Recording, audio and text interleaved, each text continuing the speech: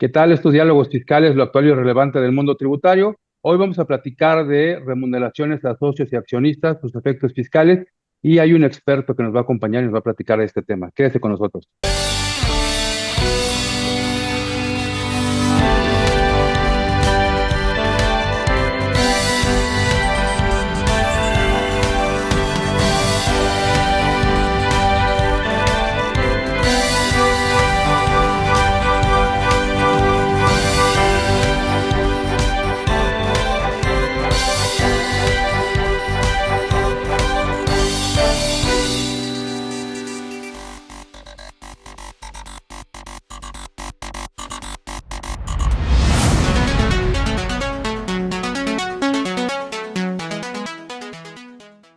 Bien, pues como platicamos en la introducción de este programa, hoy vamos a platicar de cómo se puede remunerar a los socios y accionistas de distintas personas morales. Y hay un experto que nos va a platicar de este tema, el maestro José Zaragoza. Buen día, quien es un experto en el tema, es un total y absoluto personaje en el mundo de la capacitación fiscal y le agradezco mucho que esté con nosotros, maestro. Muchas gracias por acompañarnos. Hola, hola, ¿qué tal, estimado doctor Jaime Alberto Flores? Un gusto, claro que sí, por supuesto, en la medida que podamos apoyarlos, con gusto. Un saludo a todo su auditorio y pues gracias por la invitación. No, gracias porque, bueno, finalmente estamos en una época económica compleja, en una época en donde, pues a veces no se logran los resultados que se pretende, pero finalmente, bueno, en algunas ocasiones y sobre todo a partir de que nos hemos estado viniendo recuperando de la pandemia, pues las empresas empiezan a tener utilidades y finalmente, pues las empresas tienen ese objetivo, generar ganancia y que esa ganancia de cierta forma beneficie a sus socios y accionistas.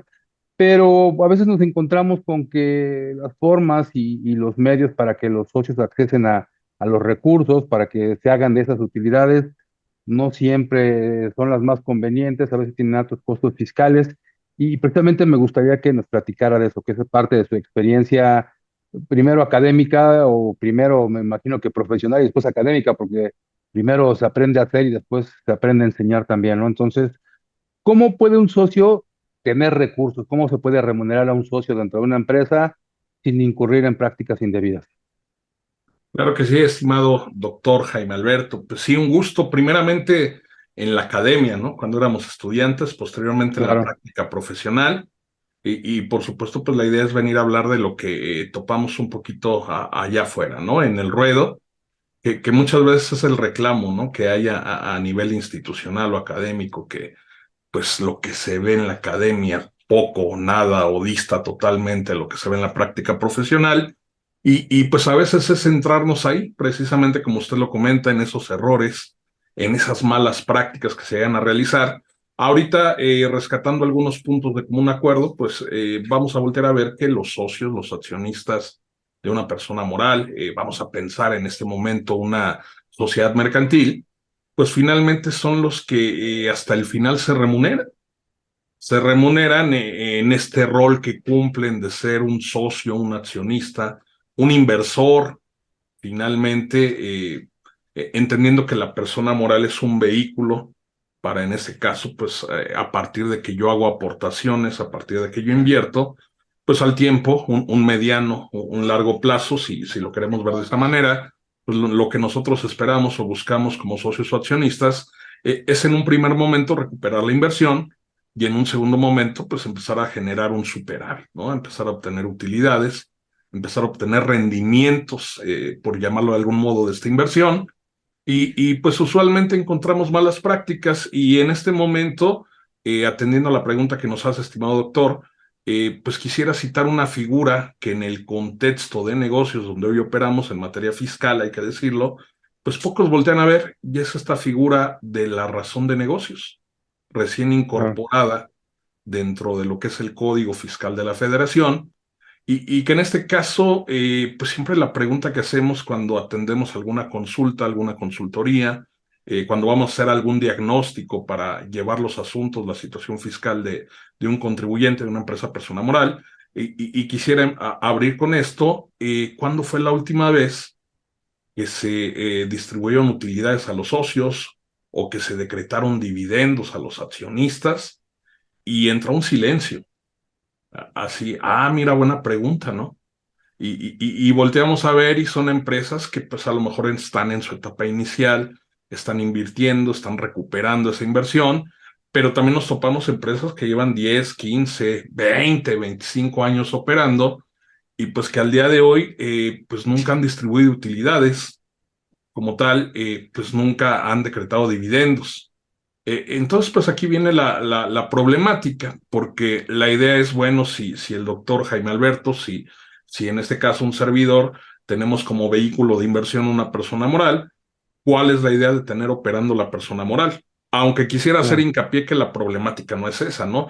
La problemática de fondo es que si se le están haciendo llegar de otras formas esta remuneración al socio o accionista, ahí es donde entra un poquito, pues, esta situación donde se nos pudiera cuestionar la razón de negocios. Bueno, a ver, ¿por qué le estás pagando regalías? Bueno, a ver, ¿por qué le estás pagando arrendamientos? Bueno, a ver, explícame por qué lo estás asimilando, ¿no? No es tanto que atendiendo la lógica de negocios, pues sí hay que generar una utilidad, un rendimiento, pero no es tanto que se cuestione eso, es lo que se va a cuestionar es cómo actualmente estás remunerando al socio o accionista. Entonces, pues el vehículo natural serían los dividendos, estimado maestro. Básicamente, la distribución de utilidades, una figura simil, atendiendo y entendiendo también el tipo de persona moral que esté configurada. Esa sería la lógica de los negocios. Ordinariamente, ¿no? Ordinariamente esperaríamos que quien invierte en una persona moral reciba parte de las utilidades en la figura de los dividendos. Y quizás atendiendo un poco a la realidad de la empresa mexicana, quizá ubicamos un 90, 95, 98% de las empresas mexicanas en la micro y mediana industria. De repente la participación del socio, sí es como socio, sí es el que aportó, pero también es el que trabaja de sol a sol, a veces más que los demás, pero también es el que aporta un espacio físico, no a la empresa, sino para que la empresa esté generando ahí sus actividades. A veces puso dinero más allá de la inversión como capital, a veces lleva a cabo funciones que de cierta forma, y si fuera un ente externo, podría calificarse como un servicio independiente. Entonces, sí, efectivamente, los dividendos son lo que ordinariamente tendría que recibir un socio o accionista, pero en una realidad acorde a lo que corresponde a México, pues el socio, además de ser socio, tiene distintas relaciones o vínculos con la persona moral. Entonces, me gustaría sí que nos fuéramos a la parte de los dividendos, pero que platicando precisamente desde esa perspectiva de la razón de negocios, nos explicara cómo ve el fisco, cómo vería un consultor y cómo vería el empresario. En esta realidad que vivimos, en donde el socio, además de serlo, no podría desdoblar su personalidad, pero finalmente y en la práctica lo hace, participa con la empresa en distintas formas. ¿Cuántas de estas son correctas como medios para remunerar? ¿Qué tanto tiene que ser puramente el dividendo? Porque finalmente el que trabaja pues tendría que recibir un salario. En algunos casos no se da la subordinación precisamente por esa parte ya incluso doctrinal y jurisprudencial que ha dicho que una persona que representa a una persona moral no podría contratarse a sí mismo porque sería tanto como subordinarse a sus propios intereses. La parte de los arrendamientos, la parte de los intereses, ¿qué tanto es correcto, qué tanto es imprudente tratar de que el socio tenga acceso a estos recursos por esas vías? Claro que sí. Pues mira, siempre he sido pues alguien que piensa que en materia fiscal no todo está dicho y por supuesto que en materia fiscal no todo está perdido. Sobre todo si entendemos que son socios, son accionistas que están empezando esta dinámica de operación, de constituir finalmente la empresa, de empezar a operarla, empezar a llevarla, consolidarla, pues entenderíamos que finalmente, y entendiendo que quizá de inicio son autoempleados, porque efectivamente, como usted bien lo señala, doctor, pues hacen labor y a veces la mayor labor dentro de la empresa, son los que más tiempo, los que más recursos le destinan pues a esta labor dentro de.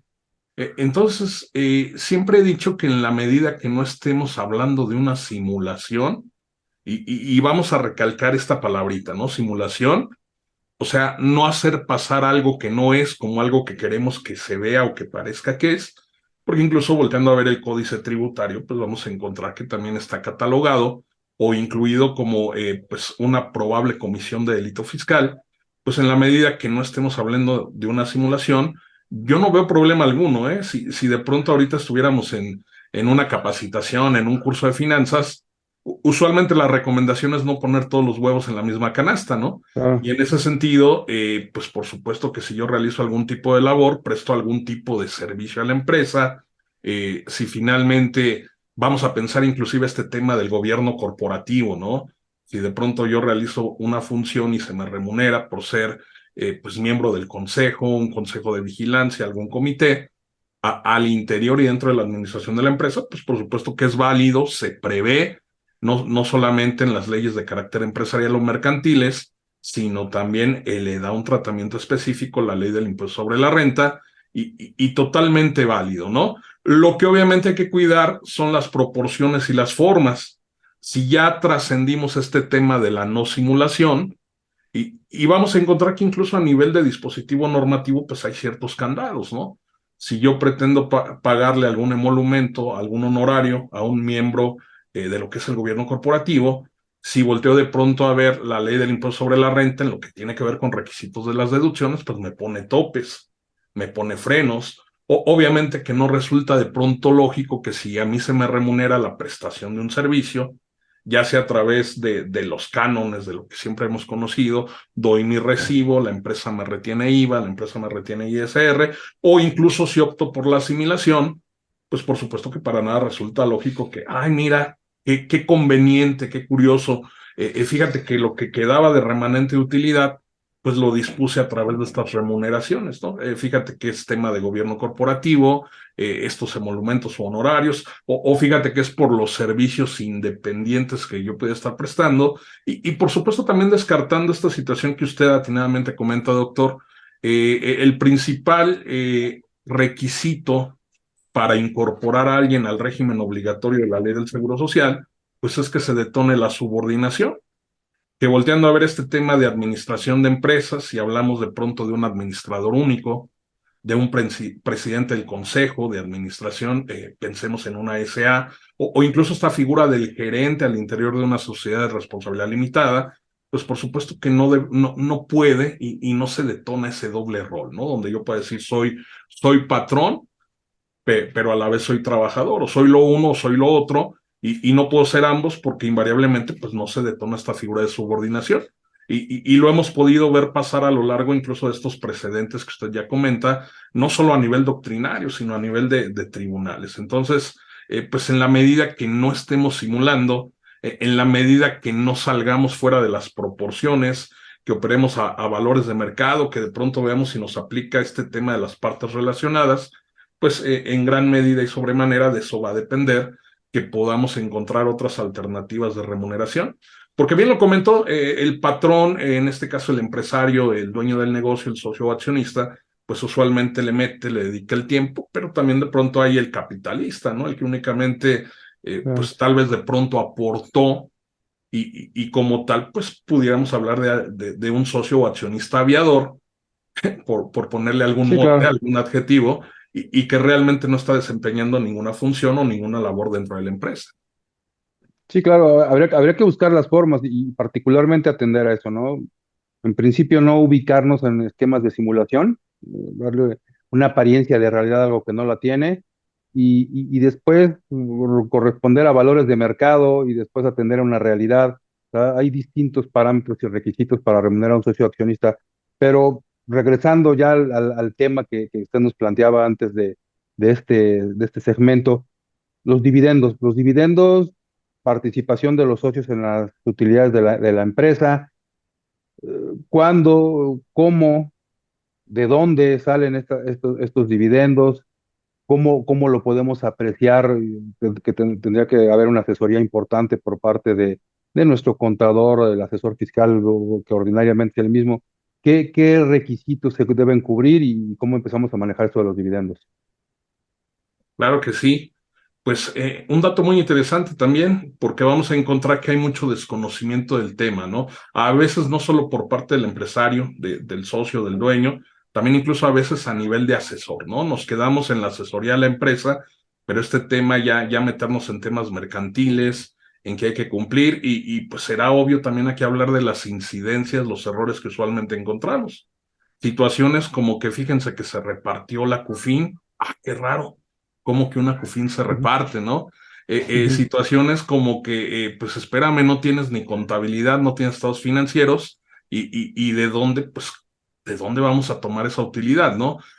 Situaciones que también de pronto atiende a las formas, ¿no? Que hay que cumplir ciertos requerimientos, cierto nivel de compliance a nivel de la legislación mercantil o civil, según corresponda, pues por supuesto que habrá que hablar mucho también de esos temas.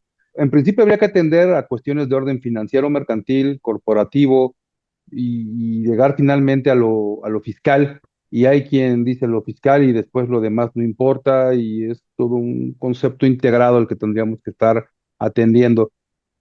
¿Cuáles son las utilidades que se distribuyen? Decía usted, hay quien dice, ya repartí la CUFIN. ¿Y qué es lo que repartimos realmente? Puede haber CUFIN y pudiera no haber utilidades, se pueden repartir utilidades, ¿qué es lo que estamos dando al final del día? Correcto. A través de esto, ¿qué es una mala remuneración o no la forma óptima o aquellas que decíamos que de pronto son figuras que no son las más convenientes? Vamos a encontrar un mito, un paradigma que escuchamos por ahí, que no es del todo cierto, pero tampoco del todo falso, ¿eh? Y va a decir, ay, me dijo Ujú. sí y no, sino todo lo contrario. El tema de que es caro el reparto de los dividendos sí puede tener mucho de cierto, pero también la realidad es que no sabemos administrar, no sabemos efectivamente qué es lo que realmente se reparte. Y atendiendo a esa primera pregunta, pues yo siempre pongo ese ejemplo, ¿no? Si queremos hacer caldo de pollo, el ingrediente principal es el pollo, ¿no? Y no hay más. Para que una empresa, para que una sociedad mercantil o cualquier otro tipo de figura, pensemos incluso en aquellas de índole civil, quieran y puedan distribuir utilidades, en este caso volteando a ver el tema, retomando el tema mercantil, decretar un dividendo, un pago de utilidades, pues lo primero que tendrán que tener son utilidades y en ese sentido, pues tendremos que voltear a ver las formalidades que se prevén, porque recordemos que al interior de las empresas, pues siempre hay un comité, hay un consejo directivo, hay temas de transparencia, temas de vigilancia, ¿no? Tenemos la figura dentro de lo que es la sociedad anónima del comisario, tenemos la figura dentro de lo que es la sociedad de responsabilidad limitada de un comité o un consejo de vigilancia. Y en ese sentido, pues la Asamblea General de Socios, la Asamblea General de Accionistas, pues tendrá que dar el visto bueno de esos números, deben formar parte de lo que es la orden del día. Recordemos que habrá que reunirse en el caso de las CCAs de forma ordinaria, en el caso de la sociedad de responsabilidad limitada, en la fecha que se haya establecido dentro del contrato social. Pues en ese sentido tendrá que atenderse a este tipo de formalidades una vez que estuvimos de acuerdo como socios o accionistas, como inversores de este vehículo para generar utilidades, pues se pueden tomar dos opciones finalmente. O reinvertimos las utilidades o las repartimos. Así de simple, ¿no? Entonces, a partir de ello se decreta este pago de dividendos. Como bien decía, doctor, yo también soy un precursor, alguien que difunde mucho esto de, pues vamos a dejar lo fiscal para el final, ¿no? Lo fiscal es la cereza del pastel y pues aquí lo que tendremos que cuidar, en todo caso, es este indicador. Nótese que le estoy llamando indicador. Este indicador de índole fiscal, que además es una obligación de las personas morales, es una cuenta fiscal de carácter obligatoria, denominada CUFI, cuenta de utilidad fiscal net, que no es otra cosa que un récord, un registro, una bitácora de las utilidades fiscales pues que propiamente al interior de la empresa ya pagaron el impuesto sobre la renta que corresponde. En ese tenor, una vez que tengo las utilidades, una vez que están ya decretadas las mismas, pues tengo que voltear a ver este indicador de uso fiscal para que en un paralelismo, si confrontamos ambas cifras, las que son objeto de reparto en la parte financiera como las que son objeto de reparto en la parte fiscal, si esa utilidad contable financiera, por llamarle de algún modo, que se va a repartir, pues queda dentro de o no excede el monto del saldo de esta cuenta de utilidad fiscal net. En la medida que esas utilidades provengan de la CUFIN, que es lo que usualmente nos dice el artículo 10 de la Ley del Impuesto sobre la Renta, pues se entiende que ese pago de dividendos va libre de un pago de impuesto adicional. No porque no lo vaya a pagar. La CUFIN, al ser una bitácora, un récord, un registro de estas utilidades fiscales que ya pagaron ISR, nos está diciendo que por ese monto de dividendo que se está distribuyendo, pues en algún momento de la vida o de la historia de esta empresa, persona moral, para efecto del ejemplo, esta sociedad mercantil, pues esa utilidad ya pasó por fuego, ya pagó el impuesto que le correspondía. Entonces, volviendo y retomando, lo que repartimos son utilidades contables financieras y no hay más. Así es, totalmente. Y si en esa combinación ya provienen de Cofin, quiere decir que ya pagaron un impuesto y entonces ya no tendrían que pagar. El socio o accionista tiene un costo fiscal en esta distribución porque hay quien piensa que el famoso 30% es una retención y no es una retención, pero si hay una retención por otro lado a partir de 2014. Entonces, ¿qué costo fiscal tiene para el socio accionista que recibe dividendos? Él pensaría y quisiera que el dividendo fuera libre, que fuera neto, pero además de lo que ya pagó la persona moral y de lo que tuviera que pagar, hay un costo fiscal para el accionista. Es correcto, y justamente a partir de la reforma a la ley del impuesto sobre la renta en 2014, pues tenemos esta situación, ¿no? De que cuando al accionista, al socio, se le paga un dividendo, se le distribuyen utilidades, pues hay que retenerle un 10% adicional, que en este caso, pues viene también ahí a abonar al aparente costo fiscal. Y como bien usted comenta, doctor, pues esa tasa del 30% y una vez que se piramida con el factor del artículo 10, que digo, no existe ahí la palabra piramidación, Ujú, pero finalmente son los usos y costumbres, pues obteniendo el dividendo bruto y sabiendo el impuesto que le correspondió a esa utilidad, ese impuesto no es otra cosa que el que pagó la empresa para poder obtener esa utilidad y disponer de ella a través de la distribución y el decreto de dividendos. Ahora bien, el costo fiscal para el socio o accionista, pues termina siendo esta retención adicional del 10%, que pues además la ley prevé que se va a fondo perdido, ¿no? O sea, tiene carácter de impuesto definitivo, no hay forma alguna de poder recuperar esa cantidad, pero volvemos al entredicho, no todo está perdido en materia fiscal. Finalmente, pues este dividendo, y aquí viene la parte que tampoco le gusta, por supuesto, al socio o accionista, donde él al presentar su declaración de impuestos sobre la renta del ejercicio, pues el monto repartido como utilidad o dividendo, pues lo va a tener que acumular a la tarifa anual y pues ahí es donde, pues otra vez viene el reclamo, ¿no? Oye, pero ya pagó la utilidad, la persona moral, bueno, es otro ente, ¿no? Tiene personalidad jurídica distinta. En principio esta persona moral lo obtuvo, pero ahora llegó a ti, tú también tienes que pagar tu correspondiente carga. Y aquí es donde llega el salvavidas, porque sin descubrir el hilo negro, sin hablar de un esquema, de una estrategia, incluso lo prevé el propio artículo 140, pues existe esa posibilidad de que si yo acumulo el dividendo bruto, en este caso no el neto que me pagaron de dividendos, sino adicionalmente el mm, ISR corporativo o el que pagó la persona moral, pues en este caso me da a mí como socio o accionista el derecho a acreditar ese claro. impuesto sobre la renta y pues en gran medida vamos a ver que digo, entendiendo que se atiende a la progresividad a nivel de tarifas, pero que muchas de las veces, pues el impuesto ya no es tan alto, Tan o alto para... inclusive hablamos de Claro. que cuando llega a tener el socio, el accionista, un saldo a favor, porque llega a verlo y es la más de las veces, pues tampoco son 2 pesos de saldo a favor. Entonces Así es. ahí están como esos mitos, esos paradigmas finalmente. Y sí, y como las buenas fragancias, ¿no? Probaditas en envases pequeños, no tenemos mucho tiempo, maestro, desafortunadamente. Así ¿Dónde es. dónde lo encuentra la gente si tiene dudas de toda esta remuneración? ¿Dónde podrán encontrarlo la gente que nos sigue en nuestros programas de diálogos fiscales?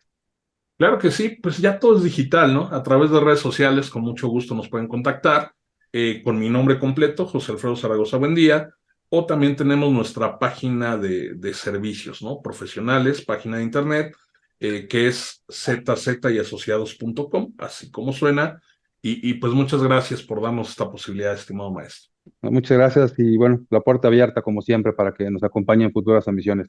Gracias a la gente que nos acompañó, los esperamos la próxima semana en una emisión más de Diálogos Fiscales, lo actual y relevante del mundo tributario. Hasta la próxima.